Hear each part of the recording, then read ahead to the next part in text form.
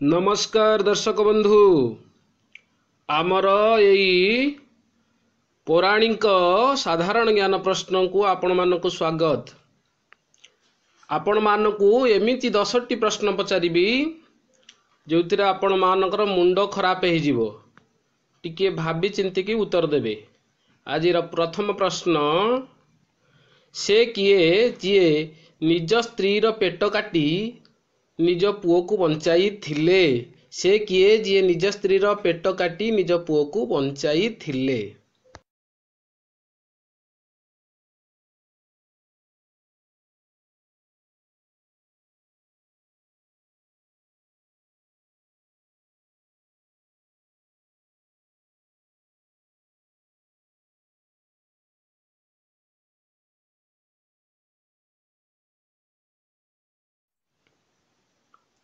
उत्तरटी हैला गुरु द्रोण जी निज पुओ अश्वत्थामा को बंचेबा पाई निजर स्त्री पेट काटिबा को पड़िथिला।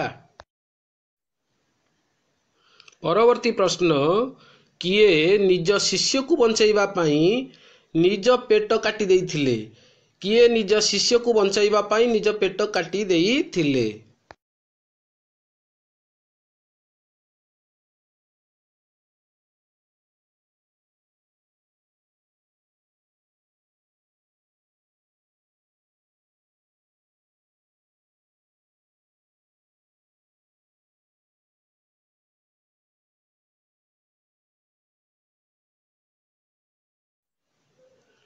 उत्तरटी हैला गुरु शुक्राचार्य जी निज शिष्य कच को बंचाइबा पाई निज पेट काटी देइथिले।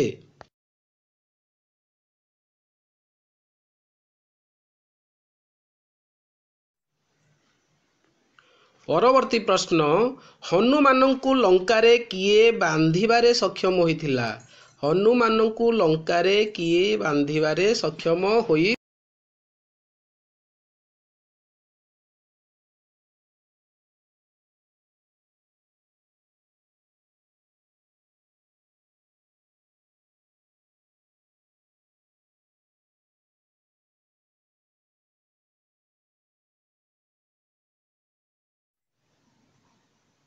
उत्तरटी हैला इंद्रजित जे ब्रह्मसर पठई हनुमान को लंकारे बांधी बारे सक्षम होइथिला। परवर्ती प्रश्न, ऋषि विश्वामित्र केउ अप्सरा को संभोग करिवारु शकुंतला जन्म ग्रहण करथिले? ऋषि विश्वामित्र केउ अप्सरा को संभोग करिवारु शकुंतला जन्म ग्रहण करथिले?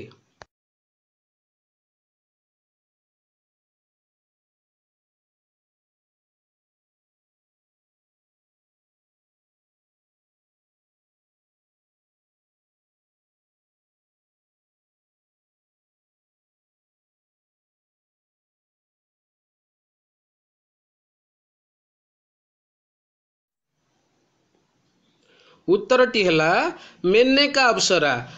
इंद्र मेनका अप्सरा को विश्वामित्रंकर तपस्या भग्न करिया पठेइथिले, तेणु विश्वामित्र ऋषि ता सहित संभोग करिवारु शकुंतला जन्म ग्रहण करथिले। परवर्ती प्रश्न, से किए जी 3 जन माता गर्भरु जन्म नेइथिला? से किए जी 3 जन माता गर्भरु जन्म नेइथिला?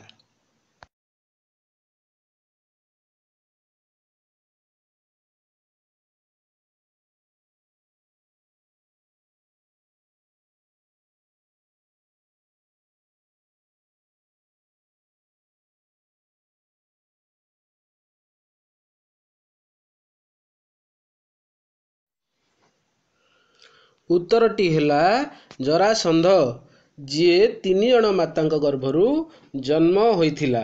ताहले दर्शक बंधु, आज आमर ये पौराणिक प्रश्न उत्तर कार्यक्रम सरीची। पुणी नुआ प्रश्न को नहीं आपण निकट को आसीबी।